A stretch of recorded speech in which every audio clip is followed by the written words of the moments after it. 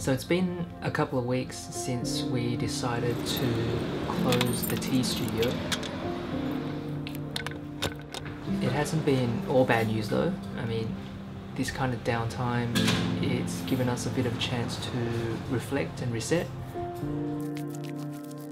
With the shop closed, the thing that we're really missing is being able to share teas with other tea lovers. So I guess now with tea lovers not being able to come into the tea studio, why don't we try and bring the tea studio to them?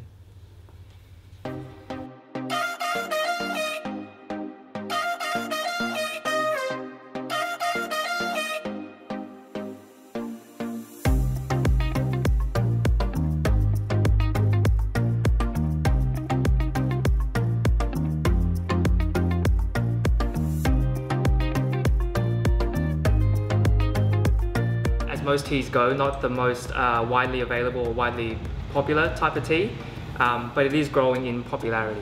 It is the light, we feel it's like the lightest type of tea that's kind of around. So some people who are used to drinking like a really strong teas, really strong black teas, they drink this and they might think, oh, it's a little bit too light, a little bit too watery. But it really depends on the type of white tea that you get as well. Today we're gonna use like 2 glass pitcher to brew the white tea. So one is for the brewing, and the other one we're gonna decant the tea liquor into the other one. The tea leaves actually have like larger space, larger room to sort of like floating around, and we can actually get more flavors out of the tea leaves. And also it's very good to look at because like the tea leaf is very beautiful. The reason why people call white peony is because when it open up, it looks like a white peony flower, like just like blooming. So that's why they call white peony.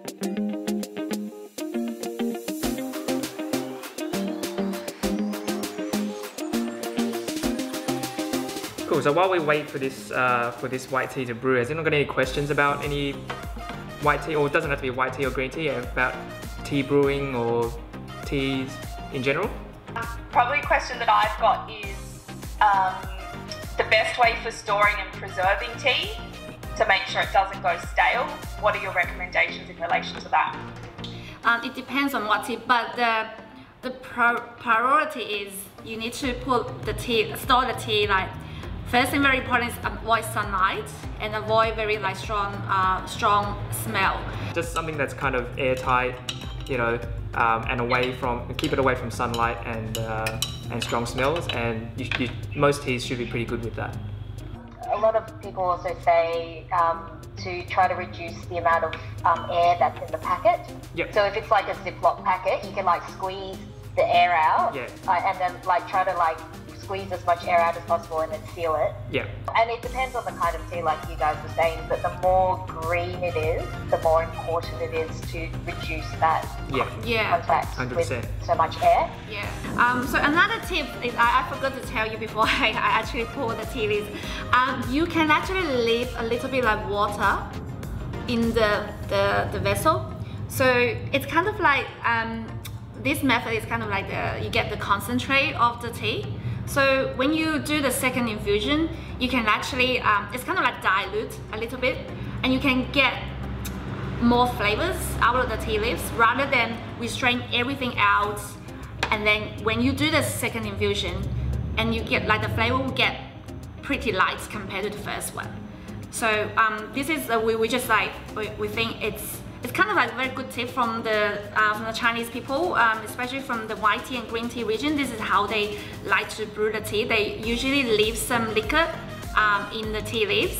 So instead of kind of going like strongest flavor at the beginning and then just gradually lighter, it kind of goes light at the beginning, then a little bit stronger before it goes lighter again. So it's just another way of kind of enjoying this teas like this, like lighter teas, like sort of white teas and green teas. Usually like it's white tea and green tea. You can also brew white tea and green tea in gaiwan. Yeah. That's not a problem, but because like when you brew in gaiwan, it's kind of like you want to enjoy the difference of like each infusion.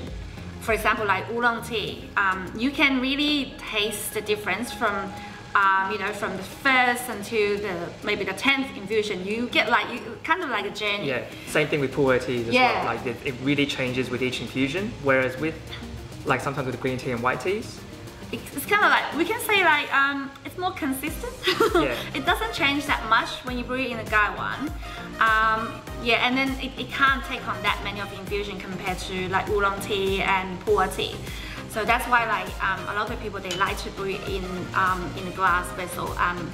Yeah, and it's good to look at as well. It's very beautiful tea leaves. Yeah. So yeah, what do you think? So we wanna. Yeah, I think actually I find now that when it's cooled down a little bit, it's gone a little bit stronger. Like first when it was kind of hot, even though we didn't brew it very hot, like we brewed it only at what, 85? Yeah, 85. 85 degrees, yeah, and it was a little bit light at the beginning, but it still like had a good amount of flavor in there. But now that it's cooled down a little bit more, it's concentrated a bit more, and you can actually really taste the white tea now. So I do find that with actually with teas in general, like when it does cool down, like, and it kind of gets a little bit cooler, the flavors do tend to concentrate a little bit more. So you know, I think it works really well with the white tea. Like you start off brewing it light, but as it cools down to this kind of temperature, you're actually tasting a lot more of it now.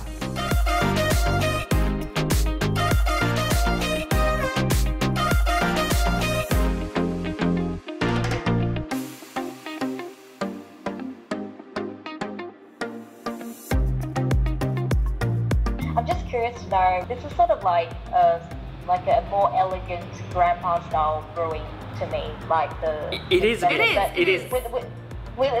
the white tea, how do you find? What do you think with regards to the astringency in the second brew?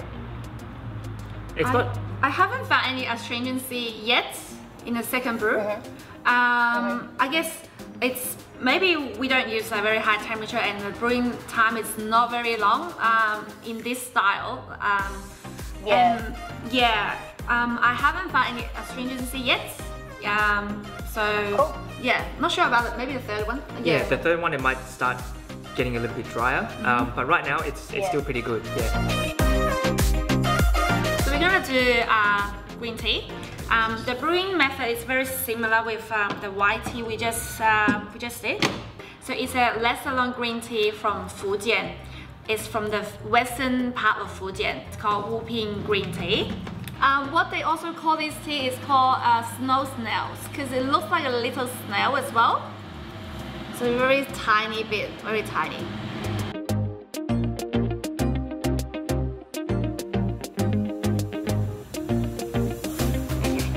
Yeah, cool. So I leave some liquors into the brewing vessel here. So in this way, sorry, for those who just joined Instagram, we're brewing green tea, and I just pour some water outline and intentionally leave 1/3 of the tea liquor into in the pitcher. In this way, when we brew the second infusion, we can actually get more flavors out of the tea. Well, I'm just interested by that technique because I find sometimes like with green tea, if I let it sit in water, it kind of develops like a stewy kind of taste, a really vegetal stewy taste. So I'm just curious, like with this tea, do you find you get, because you do it that way, it also brings out more of that kind of stewy vegetable taste, or does it kind of work this style? I guess it really depends on how long you let it steep for and how quick you do that next infusion. Maybe you leave it for maybe more than like 15 or 20 minutes, then you get more of those like stew vegetable taste out of the tea. Or even if you leave it for like some people, they keep drinking the green tea, maybe sometimes they forget about it, then we'll get quite astringent and bitter as well. So I mean, when we tested this out the other day, we only left it. We left it for like max of 5 minutes. Yeah, up to 10 minutes. Yeah. So that was still okay, but we haven't tried. I mean, we haven't gone to the point where we've left it for like 20 minutes or longer and see how that kind of works. So it really depends on how, I guess, how quick it is that you do that second infusion. the leaves are really nice. They come through really nicely. I'm actually using a Gaiwan to do this. Okay. Yeah. Using your method because I ran out of tea vessels. But it's pretty good. I'm actually not too sure what the brewing time should be for a Gaiwan because it does seem to be a bit more concentrated. But it's tasting really good, and yeah, I'm actually brewing at a relatively high temperature because of the limits of my equipment here. But it seems to be working out well. It's pretty nice. Pretty nice taste. Yeah, but when you brew the green tea or the white tea in Gaiwan, you don't need to leave any tea like water like into the Gaiwan. You just pour everything out and then you drink it. Because like the Gaiwan, like the vessel is much smaller than like this glassware. If you leave the water, still leave the water into the Gaiwan, and you have like quite large amount of tea leaves, and actually that can get like astringent.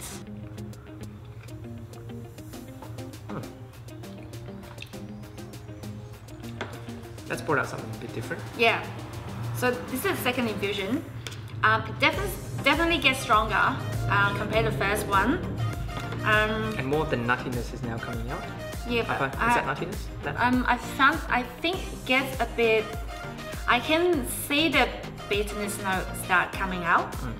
Maybe I'm actually quite sensitive with the bitterness note compared to Matt. Like maybe he likes I like things a little bit stronger. Yeah, so I don't mind it. Yeah, I like things quite subtle and mild and sweet. Like not sugar sweet, like not that kind of sweet, but then it's just like in terms of in tea. That kind of natural sweetness. Yeah. Yeah. But Matt was like, for example, he really liked when he drinks the raw pu'er or the dantong, he really wants to push the strength out of the tea. While it's me, I like to, more gentle. Yeah. Well, I like when I drink in dantong or drinking pu'ers, I do like to have that bitterness in there. Like you have the sweetness and all the fruity and floral and all that stuff, but I do like that kick, especially in the morning. If I'm not drinking coffee or anything like that, I need that bitter kick to sort of wake me up. So yeah, oftentimes I brew the tea for her, and she's like, you've overbrewed it. Like it's too strong. I'm like, well, I guess like that's the way it should be. The different ways of brewing, like even really subtle kind of changes to the way you brew, or I don't even know how it is. Like a few seconds in steeping time, makes a real difference in the way. And it's really kind of like, it's interesting to me the fact that different brewers have different personal styles that actually come out in the liquid itself, which is really interesting.